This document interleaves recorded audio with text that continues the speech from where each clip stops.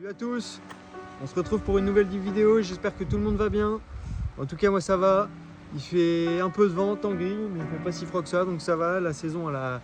C'est pas qu'elle a bien démarré, elle est en plein dedans. Du fait qu'il y a un peu de vent, je vais pas aller à la pêche cette semaine, donc on va faire une vidéo un petit peu théorique sur l'utilisation des leurres de surface et surtout les 5 choses ou les 5 erreurs à ne pas faire quand vous allez pêcher aux leurres de surface, parce qu'il y a des points très importants à respecter. On voit ça tout de suite.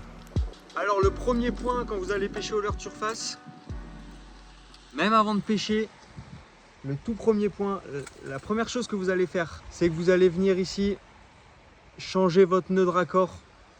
À chaque session, vous le changez. Surtout quand vous allez pêcher aux leurres de surface.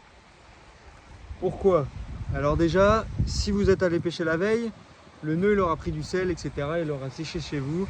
On ne sait jamais ce qui peut se passer. Le nœud il peut devenir cassant. Aux leurres de surface, les attaques elles sont violentes. Et souvent les poissons ils prennent du fil tout de suite. Donc le réglage du nœud de raccord et le fait de faire votre nœud de raccord à chaque session, ça va vous éviter des casses bêtes que vous auriez pu éviter hyper facilement. Et donc souvent, c'est souvent sur des gros poissons qu'on casse parce que les gros poissons ils font des gros rushs tout de suite. Au moins vous ne raterez pas de poissons à cause de ça. Le deuxième point très important, ça va se passer sur le moulinet. Quand vous allez rentrer dans l'eau ou quand vous allez commencer à pêcher, réglez votre frein. C'est un des points les plus importants. C'est pas très compliqué. Aux leurres de surface, comme vous pêchez en surface, généralement vous pêchez dans pas beaucoup d'eau. En tout cas chez moi c'est pas beaucoup d'eau. Mes spots c'est 3 mètres d'eau maximum quand je vais pêcher aux leurres de surface. Le frein je le règle pas trop fort. Je le règle à ce qu'il puisse se dérouler facilement. Je mets un peu de pression pour que le poisson il puisse se ferrer naturellement, mais je laisse partir le frein. Ça évitera aussi des casses inutiles au nœud de raccord si vous ne l'avez pas changé. Donc laissez un peu de lest au niveau du frein. Ça c'est une des erreurs les plus importantes qu'on a. Les gens ils serrent trop leur frein quand ils pêchent aux leurres de surface et du coup il y a tout qui pète. Les nœuds, de toute manière, sur vos lignes, c'est les points les plus sensibles, les plus fragiles. S'il y a trop de tension sur une touche ou quelque chose comme ça, c'est là où ça va casser. Donc le frein, ne le réglez pas trop fort. Vous allez pouvoir venir le resserrer dans le combat, mais à la touche, il faut qu'il ne soit pas trop serré pour que ça puisse partir un petit peu. Autre point très important, et c'est une grosse erreur à éviter, là où vous voyez derrière moi, l'eau elle est assez calme, et du coup elle est claire. N'allez jamais ou très rarement mettre un leurre de surface quand l'eau elle est sale de chez sale. Les poissons ils monteront pas, ou très rarement, ça m'est arrivé très rarement. Pensez qu'un poisson ça voit forcément mieux qu'un humain dans l'eau, 5 à 10 fois mieux, je sais pas, je suis pas scientifique, mais pensez à ce que la visibilité elle soit un minimum là, sinon ils verront pas, ils entendront mais ils verront pas et ils auront du mal à le capter et à venir le chercher votre leurre de surface. Donc on pêche au leurre de surface, pas par eau sale, par eau claire et propre.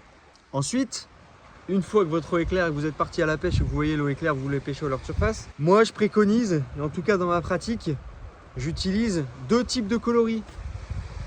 L'erreur à ne pas faire, c'est d'utiliser que des coloris, on va dire pas trop naturels, des coloris très flashy, des coloris qui ne se rapprochent pas vraiment de la réalité.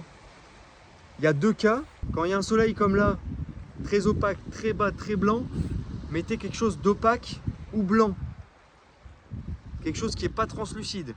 Et à l'inverse, quand c'est calme, que l'eau est claire et qu'il y a du soleil, ou qu'il fait beau, ou coucher de soleil où il fait beau, mettez quelque chose de ghost, quelque chose où il y a la lumière qui traverse, avec pourquoi pas une bande réfléchissante dans le leurre. Un leurre où la lumière elle passe à travers. Quelque chose qui va se rapprocher du lançon. Ça c'est un des points aussi très importants. Utilisez des couleurs naturelles. Du blanc, ou du un peu ghost transparent avec de l'holographique dedans. Ah, j'en ai un.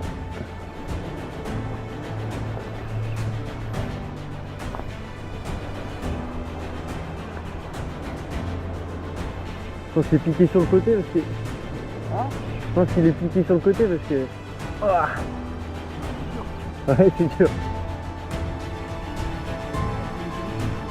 Bah oui. Ça trace, hein. Les couleurs c'est incroyable. Hein.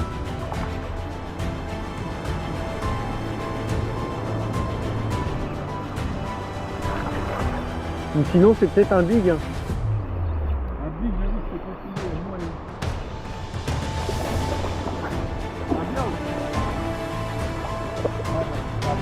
Non, c'est pas un beau.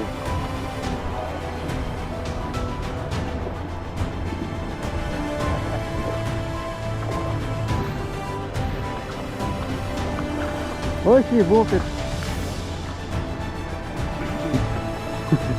Ça, c'est un beau, ça fait plaisir. Un super beau poisson pour leur surface. Trop cool. Et peu importe ce que vous utilisez, toujours avoir des coloris naturels. Et dernier point, quand vous allez pêcher au leurre de surface, vous l'animez, tac, tac, tac, tac, tac, tac, tac. Quand vous êtes en animation et que vous voyez des remous, etc., l'erreur à ne pas faire, si vous voyez des remous que ça a du mal à prendre, arrêtez-vous 2 secondes. Juste 2 secondes. Et vous recommencez. Normalement, l'attaque se déclenche là. Et quand l'attaque elle se déclenche, au leurre de surface, c'est une erreur que j'ai faite et que tout le monde fait. C'est naturel, c'est humain. Quand vous voyez l'éclaboussure, ferrez surtout pas. Ça, c'est une grosse erreur. Ne ferrez surtout pas.